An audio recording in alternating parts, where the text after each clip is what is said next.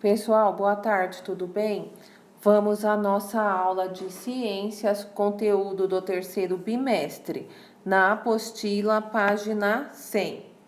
Antes de darmos início ao conteúdo da apostila, eu preciso adiantar com vocês que nas próximas páginas iremos conversar um pouco sobre a classificação dos animais. Os animais são classificados em dois grandes grupos, sendo o grupo dos animais vertebrados, que são aqueles que possuem ossos, vértebras, formando a coluna vertebral e o crânio. E eles são divididos em 5 subgrupos, que são dos peixes, dos répteis, anfíbios, aves e mamíferos, certo? E os animais invertebrados são os que não possuem a coluna vertebral e o crânio, ok? Dentre eles, nós podemos destacar borboleta, formiga e minhoca. Agora nós vamos falar um pouco mais sobre os 5 subgrupos que pertencem ao grupo dos vertebrados, iniciando pelos peixes, que são animais que possuem a coluna vertebral e o crânio, corpo coberto de escamas e vivem na água. Temos os répteis, que são animais que possuem também a coluna vertebral e o crânio, o corpo é coberto de escamas, e dentre eles nós podemos destacar a cobra, o jacaré, a iguana. Temos o grupo dos anfíbios, que são animais que possuem a coluna vertebral e o crânio, porém o seu corpo, a sua pele é lisa, fina e úmida. Podemos citar como exemplo sapo, rã e salamandra. Temos o grupo das aves, que são animais vertebrados com corpo cobertos de penas, possuem bico, 2 patas e asas e nascem a partir de ovos.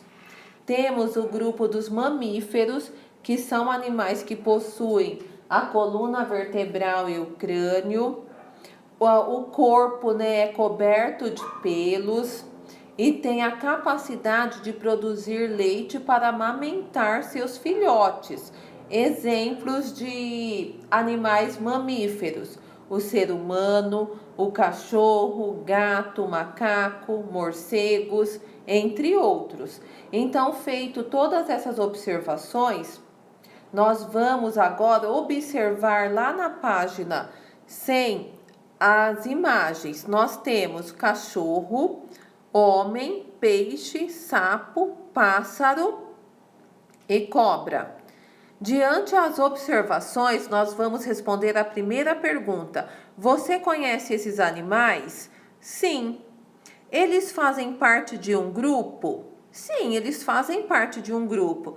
Mas que grupo é esse? Então, observando, nós vamos encontrar alguma característica que permita nós considerarmos que eles fazem parte de um mesmo grupo. Nós podemos dizer aqui que todos eles possuem a coluna vertebral e o crânio, então eles fazem parte do grupo dos vertebrados, certo?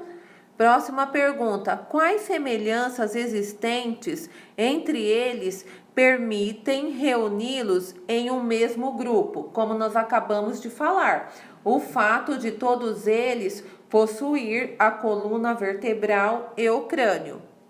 Feito isso, vamos para a página 101.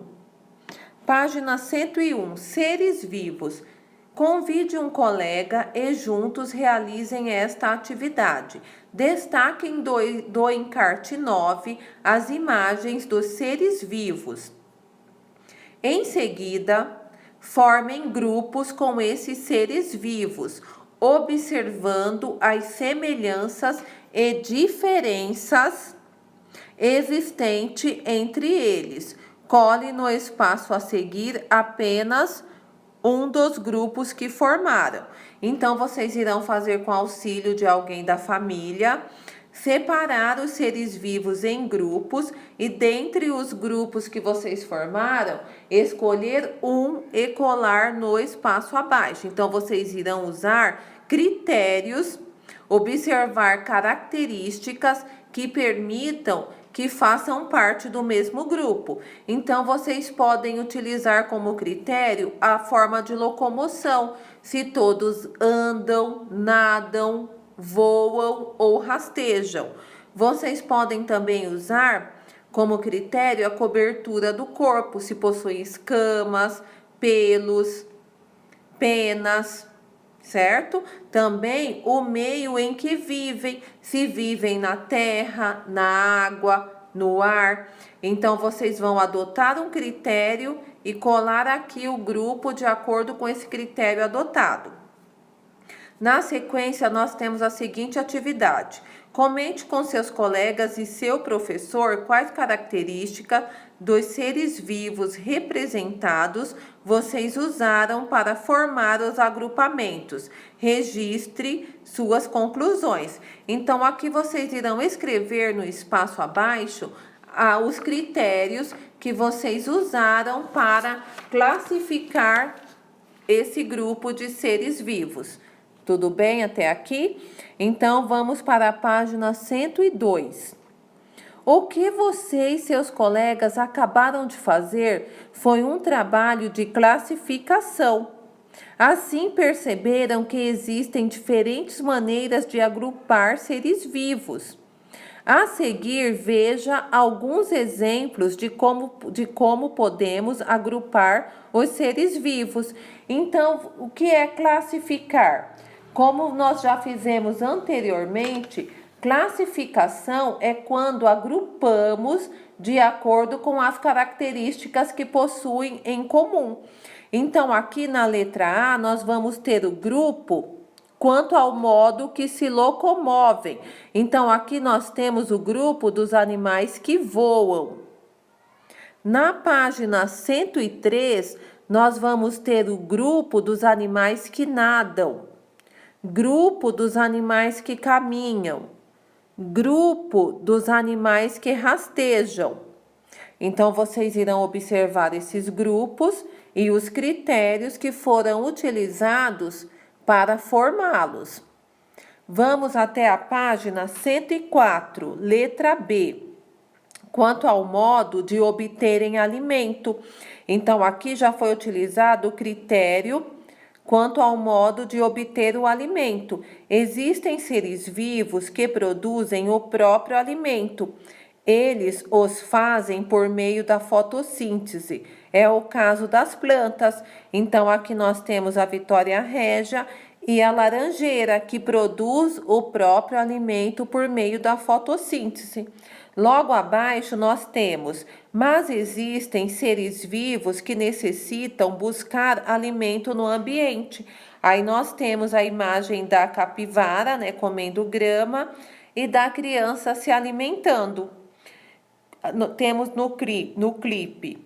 Como você notou nos exemplos, apenas uma característica foi observada em cada grupo. No primeiro, quanto à locomoção. No segundo, quanto à obtenção de alimentos. Entretanto, para classificar os seres vivos, os pesquisadores usam outros critérios, como as semelhanças e diferenças existentes entre eles. Animais e plantas, por exemplo, estão em grupos diferentes.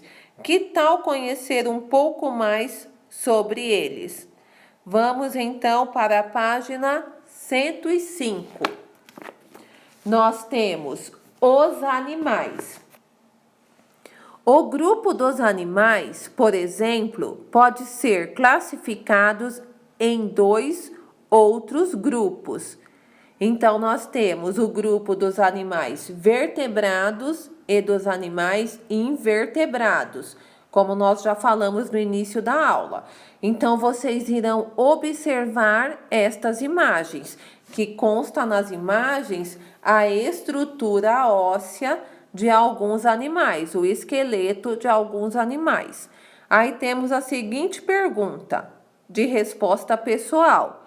Você saberia dizer quais animais essas imagens representam? Então, escrevam aí. Se você identificou algum dos animais, escrevam aí. Segunda pergunta: todos os animais representados têm pelo menos uma característica em comum? Você sabe dizer qual é ela? Então, aqui nós podemos dizer que a característica em comum é o fato de todos possuir a coluna vertebral e o crânio. Portanto, eles são animais vertebrados, pertencem ao grupo dos vertebrados. Dando sequência na página 106, todos os animais representados apresentam esqueletos, que é formado por muitos ossos. Porém, a presença da coluna vertebral e do crânio é que permite classificar esses animais como animais vertebrados. Atividade 1.